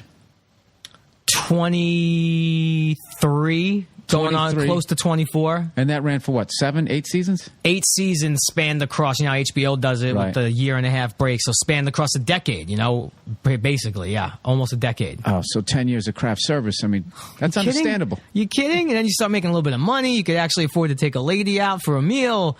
It went off the rails. Isn't that amazing? What you used to think was a good restaurant, and then all of it, I used to be like, going to the ground round was like a big deal. Ground round. Yeah. Oh. And then I made a little bit of money, and then what I thought was a good restaurant, and then the second, I met my wife, then it's just like, like Jesus Christ, she'll changes. She'll kill me.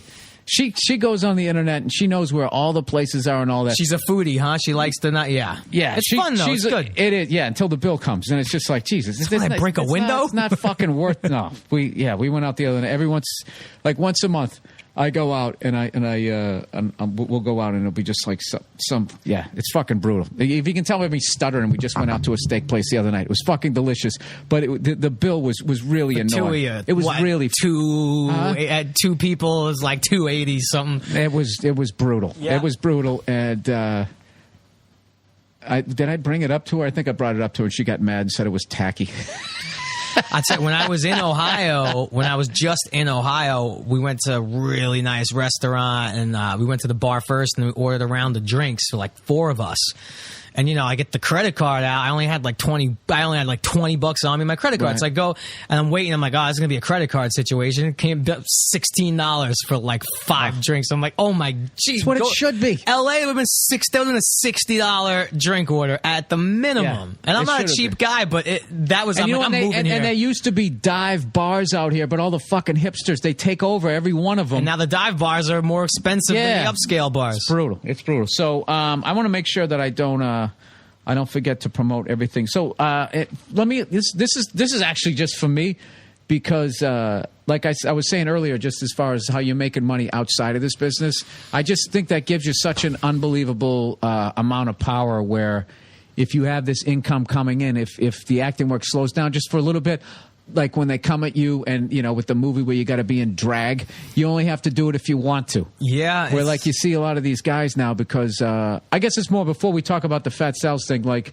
in your time in the movies, like the last 10 years in the whole movie industry now with I'm not even going to say the name of the websites where you can watch it for free. It's like, it's doing to the movie business what happened to the music business. 100%. Yeah. So now, like, for people outside the business listening right now, basically how it works now is movies that have the best chance, correct me if I'm wrong, are like low budget independent things, or those $100 million robot superhero movies. The in-between, which is all the movies that we probably grew up loving, right. the Stand By Me's, those coming-of-age kind of movies. Those in-betweens are almost not obsolete, like we don't enjoy them, but studios aren't making them. Right. Because their business is like $2-3 million or less, or $100 million or more. And that in-between gap is actually proving not to be the least profitable business, and I think those are the better movies personally. But you're absolutely, you hit the nail on the head. Yeah, because I was sitting there one night and I saw like the probably like the 15th A-list movie star signed on to do a TV series. That's probably why all these TV series are so unbelievable now. It's like it really is like the second golden age of television. Like some of the stuff that's out there, and I'm really far behind. People keep telling me I got to see Fargo, and there's I'm on like season 3 of Breaking Bad. Oh, That's how far behind I am. Oh, yeah. And like season 1 of House of Cards, I'm real behind. Yeah, I started watching The Killing. I liked that. I watched the first 2 seasons of that. House of Cards, I watched the first episode. I was like, I love this, and then my life got busy and I haven't got back to that. So and you got to pay attention for that one. You can't eat the popcorn, and you got to lock in on that one. Yeah. You can't really casually watch House of Cards. Absolutely. So all these guys now, you see you see half the cast of like Boogie Nights and all these movies I love. They're all on TV now. So with it changing like that, that's why I love this move. I mean, and you did the most riskiest thing, is essentially opening a restaurant, right? And how did that all come about? It came about because the Sal of Fat Sal's is a real guy. He's one of my best friends. I know from New York. We always talked when we were young. I'm talking 20 years old. Out here, like, we need like an East Coast kind of place out here. We didn't know what it was, and then obviously, he wasn't in the entertainment business, though. He's a mechanical engineer, like builds buildings. Right. And he kind of ended that part of his career, and him and another friend of mine came to me with this whole plan. And look, I don't know. I'm like Paulie in Goodfellas. Like, I don't know anything about the restaurant business. Right. I really genuinely don't. I don't cook. What does this guy want from me? I know how to sit down and how to eat. It's exactly how that conversation went. And they put You're gonna burn it down someday, and Sal's gonna be a fucking shame. It's a fucking shame. Struck by lightning. Yeah, fuck you. Pay me.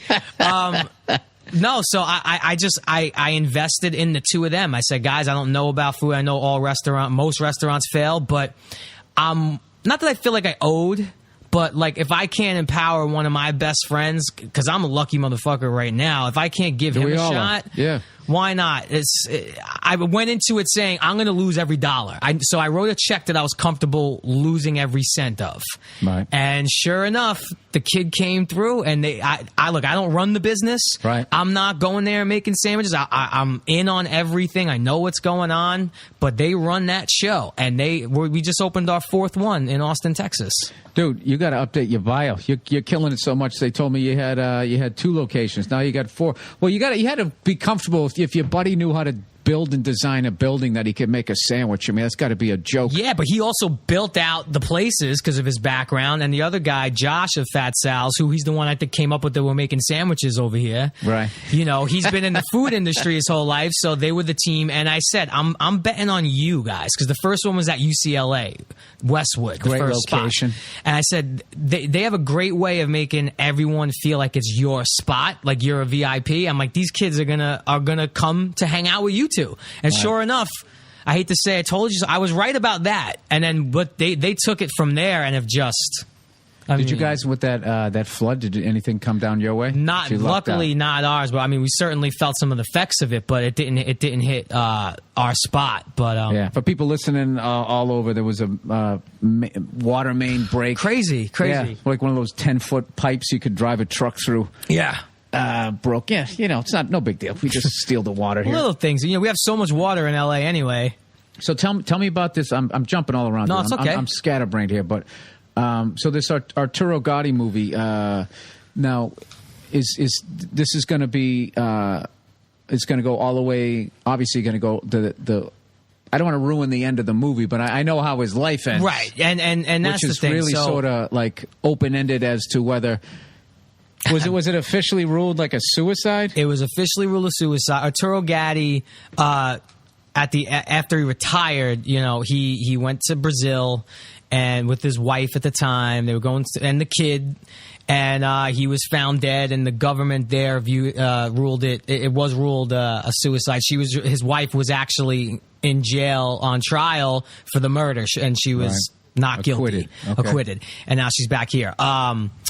While we will not be able to literally make the movie and say she killed him, the goal of the movie, without giving away all too much, is if we tell this guy's story correctly, you as an audience member will be able to walk out saying there's no fucking way he hung himself with a pocketbook strap from the staircase and ended up under the island of the kitchen. Like, I have the reports. It's mind-blowing the way they say it went down. So this movie's being made because his longtime manager, Pat Lynch, great guy. He's actually in the documentary a lot, the Gatti Ward tale, the HBO documentary that Wahlberg voiced over. And one of the greatest fights of the last. Man, was that last century? Was that already the 90s, like 98? No, I think it was early 2000. I think it was 2002 was the first fight. And I remember I watched that fight live. It was at Mohegan Sun. 2,000 people there, and Jim Lampley actually says in the fight, he's like, man, I bet you these 2,000 people did not realize they were walking into maybe the best fight they'll ever see in their life. You were at the fight? No, he was commentating the fight, and he was just saying, he's looking around the small little arena, 2,000 people. He's like, I bet the 2,000 people. I'm saying, are you watching it on a big screen, or are you at the fight? No, I was watching it at home. Oh, okay. Here, probably on break from working at Boston Market, stoned, probably watching the fight with some mac and cheese, and Mark played Mickey Ward in The Fighter, and it's a great movie, and I love Mickey Ward as well. And they weren't at a place really to get into the Gatti Ward stuff, so I think this is that's why Mark wanted to be involved. That's the next step, is showing that bromance, the ultimate bromance of Arturo and Mickey Ward. Right. And there's all those movies, boxing movies is just, I'm a sucker for those. Like, that to me, that's like the modern day Western. Like, when I was a kid, I used to always watch Westerns with my dad because he loved those. And then, I look at the Rocky movies. They started off good. They got a little crazy, but you know what was cool about the Rocky, all of them, was the premise of each story. Like, I can't even remember which one. There was so many. I'm an expert. Talk to me. The Russian one was Rocky IV. That was a little ridiculous. But the one where he's coming back, like he's lost all his money. That is that 6? Rocky V. That's 5. See, with Tommy Morrison. Yeah, and what I loved about that I'm not saying, you know, he goes back to Philly. What I love about that one is just the premise of it, that they aged the character with Stallone. Like, I thought they did a really good job, and they kind of did like a good trajectory of it. I'm not saying they executed it. This is what you got to do nowadays, because there's so many fucking people out there that are going to take, you actually think that's a good fucking movie? Well, I'm just saying, like, with the jump off point for where they were going with that. Dude, that's hilarious. You watched all of those. I watched all the Friday Let's also 13th. take a moment and realize one thing about how far we've come. If we tried to make Rocky 1 now, the love story part with Rocky essentially rapes Adrian when he has her at the house. Right. She tries to get out. He slams the door, and then the famous shit, like, he puts his arms up on the pipe, and the wife he won't let her leave. She's trying to leave. She's like, let me go. And he's like, no, where you go? No, you gotta stay. He basically date rapes Adrian and doesn't let her leave. Yeah, there's a lot of that. Now, it's like, dude, let her go. She doesn't want to be there. There's a lot of that back in the day. I guess I shouldn't be laughing at this. It's just fucking, just the fact that won what it won. You won the Oscar. Did it also win? I think it won Best Picture, Best Screenplay. I think it was almost a sweep. Jesus Christ, I forgot all. I thought that all that shit was in the 50s. You got to be. Are you? You love sports movies? Get a hold of yourself where they'd slap the shit out of them. Like, I thought that was just in the 50s. Are you a sports movie guy or no? Some of them I like, and if they're done in a way.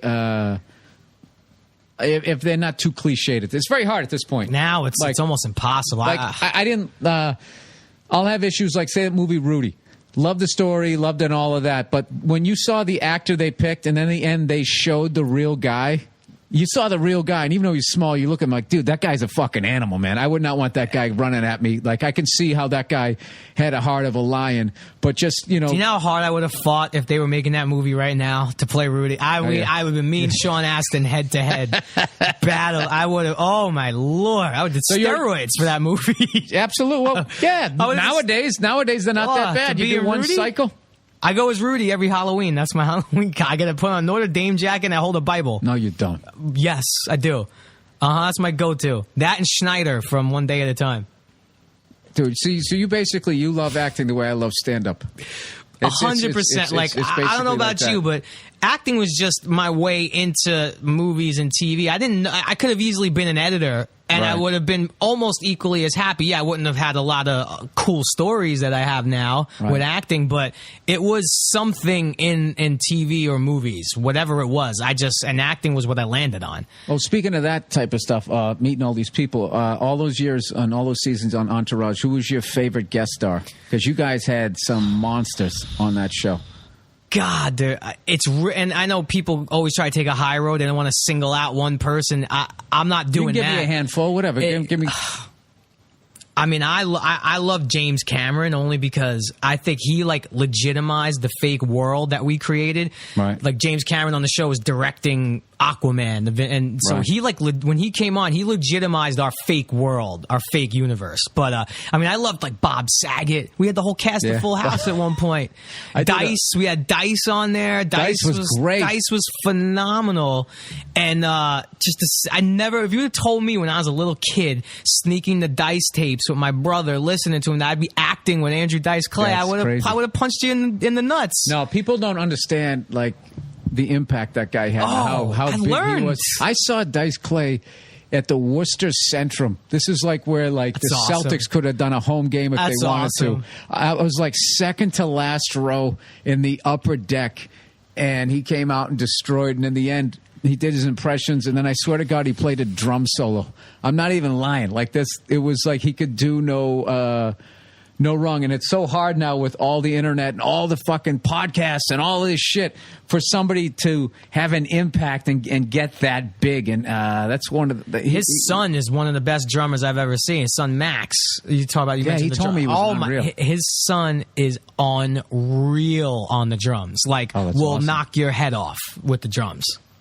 There you go. Random point. We've had so many cool... I always describe it like this. Like, we had one day on Entourage where I don't think any other show would ever do this. On the call sheet, 6 a.m. call. At 6 a.m., we were working with Sidney Pollack, great actor, director. And then after lunch, we were doing a scene with Kanye West. It's like, wherever are you going to, in one day, are you going to do scenes with Sidney Pollack in the morning and Kanye West in the afternoon? That was one of the coolest parts of the job. That's awesome. How crazy is Bob Saget? I love him. I'm obsessed with him. And he did something really cool. My nephew, who's now watching Full House, my mom bought him all the DVDs. It's his favorite show. He's 5 years old. He wants to call me Uncle Jesse. He asked me. He's like, "Can I call you Uncle Jesse instead of Uncle Jerry?" I'm like, "Yeah, sure." So I tweeted that, and Bob, who Bob saw, he must follow me, and wrote like DM me like, "Look, if the kid's ever in town, bring him to Fat Sal's. I'll come meet him." Like, Bob, if my nephew sees the real, you might see the first 5-year-old heart attack of ever. Yeah. He might just fall on the floor. So he's a great guy. I did a benefit with Saget last week, and that guy, he's out of his fucking mind. Love him. He goes on stage and he starts wishing the disease we're trying to stop. He's wishing the disease on the club owner. And it's the funniest, 5 minutes I've seen in a while. And the crowd's all uncomfortable and squirmy. There's, of course, a couple of people that get it, that he's just joking around. But he goes up and he just goes up and riffs. So he'll talk himself into a hole, and he just keeps digging it. He doesn't try to get out. He tries to dig all the way through and come out the other side down in China. And that's what he did. He felt him going, and he just kept. He's out of his mind. It's one of my favorite comics to watch because of that style, and then also because of all the people that watched Full House, and they still think there's going to be this. And America's Funniest Home Videos. Yeah, that there's going to be this. Forget that. Yeah, this family sort of entertainment kind of thing. Last quick Bob thing, and Doug Ellen actually said, the creator of Entourage said this on my podcast, when he went to Bob Saget to do the show, Doug wanted to play Bob as broke, right. Living somewhere, and Bob was like, "Look, Doug, I'll do one thing I won't do. I won't play broke." Because I won't play. So Doug was like, "All right, well, what about would you have sex with prostitutes?" He's like, "Yes, done easily, but I won't play broke." He would not play down on his luck broke Bob, but he's like, "Why not? I'll have sex with prostitutes." Yeah, of course. Oh, because he just thought it was a. He just didn't want to do it. That was his one. I'm not playing broke because it just doesn't fit with what I do. That's probably a smart move too, because so many people would think that he actually did that. Where if you just do the prostitute thing, it fits with his comedy a little bit, I guess. And if you know him, you don't really take that seriously, but you maybe kind of wonder in the back of your mind, wait, maybe. No, he's great. Oh Jesus, all these memories are coming back. I was walking my dog, and there's a house that I walked by that you guys, I didn't even realize I was watching a rerun, and you guys shot with Ralph Macchio there. Oh, and, God. Yeah. I think a few people like Kevin Dillon, too. Yeah, and of course, Ralph was hilarious. And every time, I swear to God, I walk by that thing 15 times. Every time I go by it, 9 times out of the 15, I'll be like, we asked him to do the Ralph crane. Ralph Macchio stood right in that doorway. We asked him to do the crane, shut us down on the crane kick. What is that? Oh, the famous Daniel LaRusso crane kick at the end that he hits Johnny with. We said, "Will you do the crane kick?" He's like, "No, won't do it." And you only asked once, right? Oh, yeah. Out of respect, of course. You asked once, he says no. We really tried to never make anyone uncomfortable. If a cameo came on, they really had control of how far they wanted. Yeah, it was never done with, you're in on the joke. We're not trying to make you look like a dick. If you're uncomfortable, either don't do it or we'll change. Doug was always great about that. That's awesome. Well, I had an awesome time finally getting to meet. I know I met you briefly, but I'm really happy for all your success here. But we didn't really get to talk too much about your podcast. Is it just you? Is it going to be another? It's just me, but I do have guests. It's got to be heavy sports. I'm got to be guessing. It is. I'm trying right now not to, because it is the dog days of summer, and there's no football, there's no hoops. So brutal. I'm every time every show at some point I say I'm not going to talk about sports, because the minute October comes around, it's probably going to transition into that a lot. Oh, absolutely. So. But we're doing some fun sports things. We got the Sports Academy Awards. I'm doing this one thing where we're gonna do the best sports movies never made. So, and I want my audience. We're gonna cast. I would listen to that. Well, I would love for you. I'd love to get your take on this too. We're gonna cast the '86 Mets. That movie. Oh Jesus. Let's cast But I'm doing that one on the show next week. I think where we cast the '86 Mets. A little teaser. You know, Gary Carter. Denzel, if he was a little younger, would have been a great Darryl Strawberry. I got the best Darryl Strawberry. Who? Can you give us a little I'll tease it with this one. All right. To me, it's a genius call. I don't know how you're going to react. Okay. And only because of what he looks like now. Okay. Dave Chappelle is Darryl Strawberry. Because he's jacked right now, isn't he? The pictures I've seen of Chappelle, he's like... Yeah. Huge. No, I saw when he was in Seattle. He is. He's like a big boy. Yeah. I would cast him as Darryl. He can throw you across the room at this point. I would cast him as Darryl. But we could have fun with it. We could have, Lenny Dykstra. Who's going to play Lenny Dykstra? Mookie Wilson, Dwight Gooden, Gary Carter, Keith Hernandez. These are bringing up some bad memories.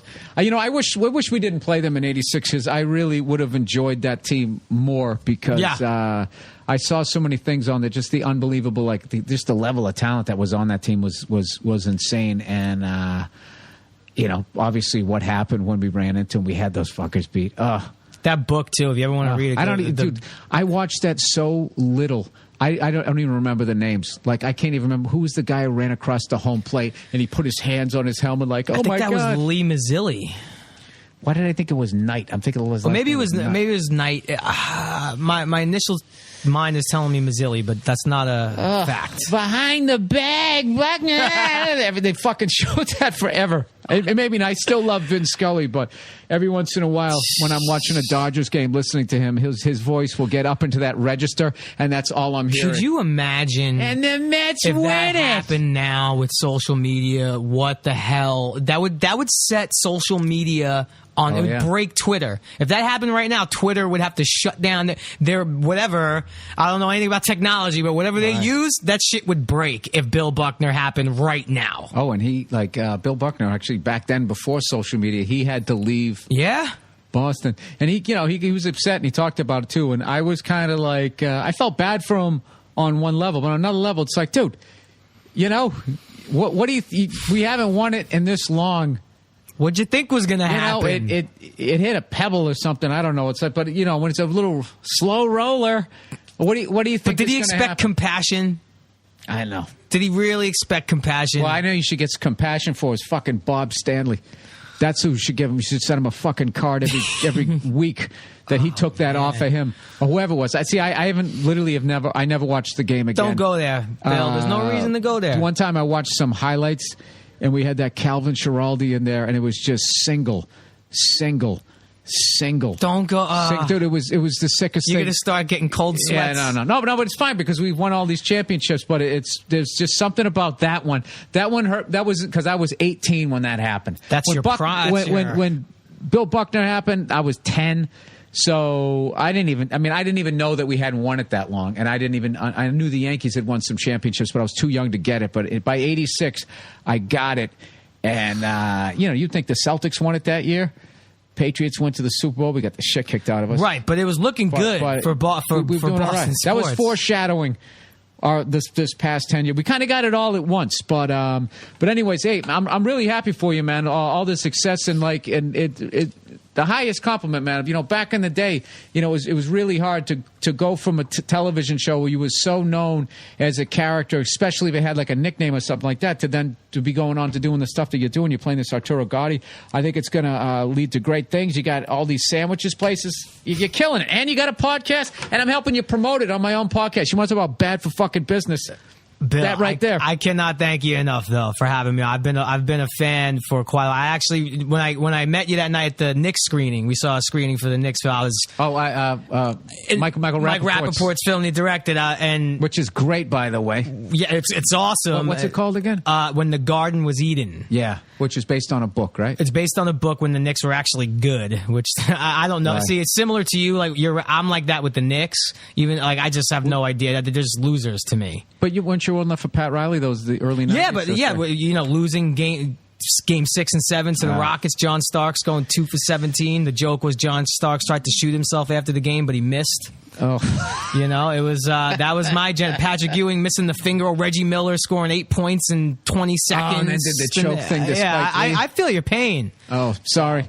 But I'm glad. You know I got what? to If you're a meet you. fan long enough, you got those fucking stories. Yeah, so. yes. But anyways, I hope what little I can do on this podcast, I hope makes Bad for Business a big hit out there. And congratulations on this Arturo Gotti thing, man. I can't wait. And I'm going to hit your fat cells pretty soon. Oh, you're VIP now, Bill. You're absolutely. VIP now. All right, Jerry. Thanks a lot, man. Thanks, man. All right.